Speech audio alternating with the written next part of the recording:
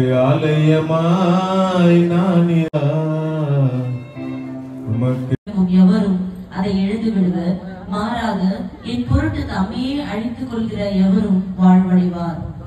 மனிதர் உலகம் முழுவதையும் ஆதாயமாக்கி கொண்டாலும் தம் வாழ்வையே இழப்பாரெனில் அவருக்கு கிடைக்கும் பயன் என்ன? அவர் தம் வாழ்வுக்கு ஈடாக எதை கொடுப்பார்? மானிட மகன் தன் தந்தையின் மாட்சியோடு தம் வானதூதர்களுடன் வரப்போகிறார். அப்பொழுது ஒவ்வொருவரும் அவரவர் செயல் இருக்கக்கூடாது. எனவே நாம்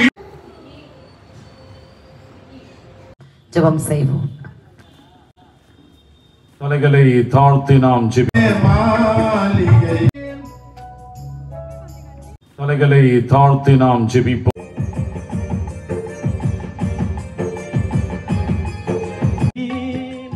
காணிகள் அடித்து தொங்கிய போது தனக்காய் அழவில்லை.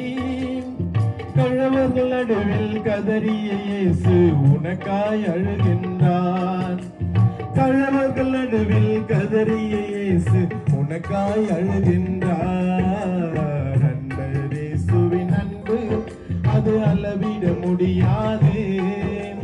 கடற்கரை மணலை கணக்கிடலாம் அவர் அன்பு கீழேது. அன்பர் இயேசுவின் அன்பு அது அளவிட முடியாது. கடற்கரை மணலை கணக்கிடலாம் அவர் அன்பு கீழேது. அன்பர் இயேசுவின் அன்பு அது அளவிட முடியாது. அளவிட முடியாது.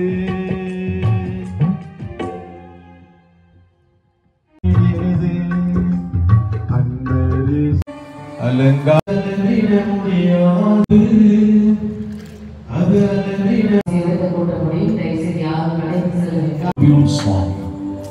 நாங்கள் உண்மை முக்கியமான விசுவாசத்துக்கு நான் பயணப்பட வேண்டும். அதற்கு அப்படிங்க இதான் cross and the cost of mission.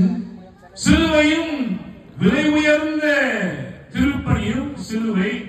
மூன்றாவதாக the call to discipleship, சீடத்துவத்தினுடைய அழைப்புகள். இந்த கால் தான் நம்ம டிரான்ஸ்ஃபார்ம் பண்ணுதுங்க. இந்த அழைப்பு தான் முடிக்கிற 5 நிமிஷத்துல முடிச்சல கொடுக்கப்பட்ட நேரம். saying get behind me Satan.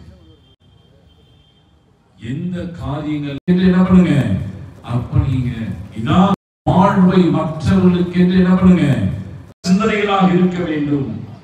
ஏன் என் மனதை நான் இருதயம் தீயதன் பரனே நிலை வரம் இல்லை நீ என் தாவரமே.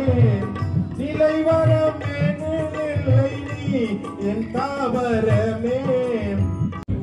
எல்லாவற்றையும் நாங்கள் விட்டு கிறிஸ்துவே ஜீவன், சாவு எனக்கு ஆதாயம் என்று வாழக்கூடிய தைரியத்தை தான். சிலுவையை எங்களை பிரிக்க முடியாது சுவாமி. கிறிஸ்தவ வாழ்க்கை சிலுவையின் வாழ்க்கை.